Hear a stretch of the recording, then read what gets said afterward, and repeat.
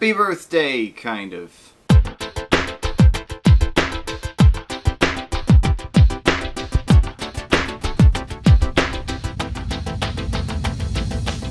Hello and welcome back to the Weekly Marmot. As you probably already know, my name is Lore. As you should know if you were paying attention, this is episode number 26. But what you may not know is that there are 52 weeks in a year. Okay, you probably knew that too. But anyway, 52 divided by 2 is 26, which is the episode number, which means that this is in fact the 6-month anniversary of the Weekly Marmot. Hooray! Big party time for everyone. So for today, I thought I'd do something a little different for this little anniversary thing. Instead of looking specifically at World of Warcraft or something that's happening inside World of Warcraft, or even a specific Blizzard title, you know, like StarCraft, which I never talk about absolutely at all, right? Yeah, okay. Anyway, instead of looking specifically at World of Warcraft, I thought I would, take a step back a little bit and talk a little bit about the MMO genre, and specifically where it's heading, just the sort of changes that I feel are going to come about in the future. Now, in order to do that, I'm going to have to take a look at not only where MMOs are today, but I'm also going to have to go back a little bit and explain where MMOs came from so you can understand a whole lot of my reasoning about where they're going. And that means this is probably going to be a really, really long episode, but don't worry, I'm not going to split it up against multiple weeks. Instead, I'm going to split it up into multiple 10-minute and 59-second, or somewhere around there, segments so that I can fit it on YouTube. It does mean that you will probably have to be clicking things at some point in order to go on to the next part. Sorry about that. Donors obviously will be able to download the entire thing all at once, so if you are a donor watching this, you will probably be better off going and doing that. But, all that being said, let's get into today's topic because I really want to talk about it because it's really interesting to me. So, in the beginning, there was EverQuest. Well, okay, there was Ultima Online a little bit before that. So before the beginning, there was Ultima Online, but then there was EverQuest. And EverQuest sort of set the whole, basically set the rules for the genre, if you will. You've got your character, it's a little 3D thing right in front of you. You go around, you level up, you gain experience, you kill monsters, etc., etc. That was a really, really interesting thing at the time, specifically the fact that it was a persistent world, because there really wasn't much of that going on at the time. Since the MMO genre has grown its legs, a lot of other games are starting to incorporate this sense of persistent character, persistent world sort of thing, but at the time, that was groundbreaking, right? I mean, you had, if you wanted to play another game, like the other popular games at the time were, first-person shooters like Counter-Strike, where there really wasn't any sort of persistence even between rounds of the game.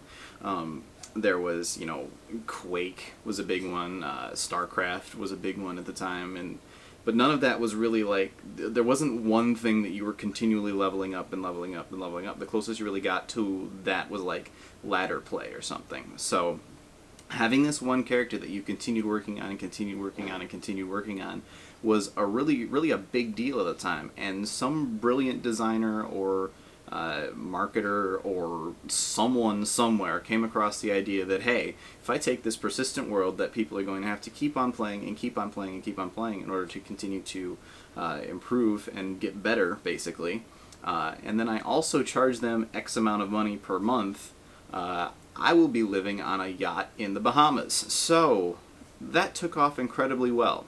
Now, obviously, once you've lived on a yacht in the Bahamas for a little while, you can't really go back to normal life. So, as people in EverQuest continued leveling up and eventually got to the maximum level, or at least really, really high level, the designers started to come across the idea that, hey, these guys are eventually going to get to the point where they can't really continue to improve their character. And we don't really want to just keep increasing the level cap and going, aha, you got really close to finishing, but you need to do more now. So instead they came across the idea of raiding. And that was the first real big endgame thing for the MMO genre. So you had, in EverQuest, you just had these creatures that spawned out in the middle, and it was still really ridiculously grindy. But you had this one creature that spawned every 7 days or something like that, out in the middle of nowhere, and every guild on the server, of which there were 3 or something like that, every guild was like, oh man, we gotta kill this thing. This is awesome. It's gonna drop amazing loot, and we'll get this really cool stuff, and 2 of us will become better for all 80 of us, or thousands of us, or I don't even remember how many there were. I think it was 80. But anyway, 2 of us will become better for the accomplishment of millions of people fighting this one dragon. And, you know, that worked really well. It was like premium crack cocaine for nerds, right? I mean, you get there, oh man, there's this one little way to get a little bit better, and I'm going to do it because that's how you play this game. And I'm really good at this game, so I'm going to go and do that. So then, you know, other games started coming along. Dark Age of Camelot came out, and instead of focusing on the raiding scene, Dark Age focused more on the realm versus realm combat, which is the first real big introduction of PvP into the MMO genre. I mean, there was PvP before, but Dayak really took it and made it like, this is our thing, right? I mean, this is what we do. We have realm versus realm, and it's amazing. You should play this because, oh my god, the PvP is so fantastic here. Anarchy came out, and it didn't really do anything unique other than be awesome. Maybe that's just because I really loved that game. I played the hell out of that game. But anyway, but yeah, there was EverQuest, then there was Dayak and Anarchy were the next big names really that came out. And then there was this like lull for a while where everyone was just kind of playing EverQuest or playing Dayak or playing Anarchy, and there weren't really big, I guess there was Asheron's Call in there too, but there weren't really big name MMOs that were coming out at the time. So then, you know, you continue moving forward. The genre is not really going anywhere. It kind of stagnated for a while, and everybody just started to think, oh, well, you know, MMOs, those are just for super nerds, right? I mean, those are just the people that live in their basement and have a brick next to their modem because it makes it run 4% faster or something ridiculous like that. And these are just weird people, right? Those are the only people that were playing MMOs. That was the big stigma at the time. So then Blizzard comes along. And NCSoft did something similar with City of Heroes also, but Blizzard really nailed it, I think. Blizzard took the MMO genre and they looked at it and they went, okay, this is a lot of fun. A lot of people are enjoying this. You know, there's the social aspect of the game, there's the rating aspect of the game, there's you know, even the PvP aspect of the game. How can we take that and make that something that millions and millions and millions of people are going to want to play? How can we take this core experience that comes with the MMO, that is the really enjoyable part, and make it accessible to everyone else? Incidentally, that's why I always find it really ironic, I guess.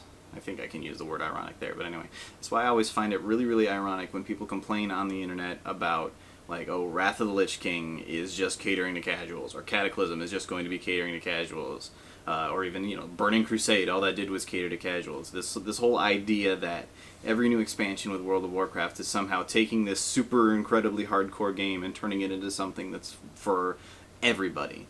Because that's pretty much what they've been doing since WoW Classic, is taking a game, you know, taking EverQuest basically, and saying, okay, how can we take this and make it something that everyone's going to enjoy playing?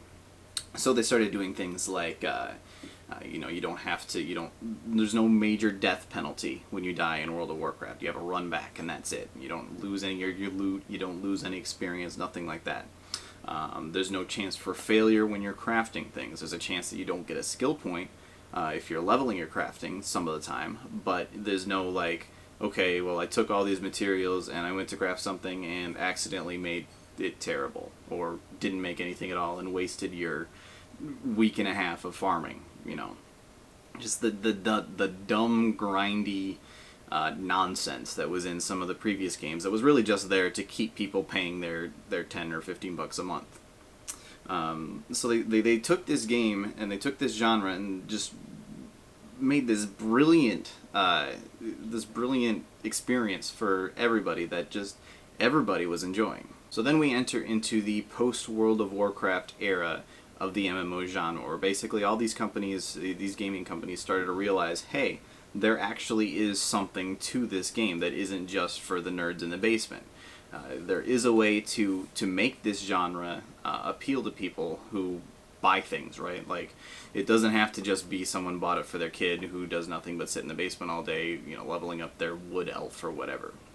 So the problem that these companies then started to face is, well, okay, World of Warcraft handled everything so solidly in that respect.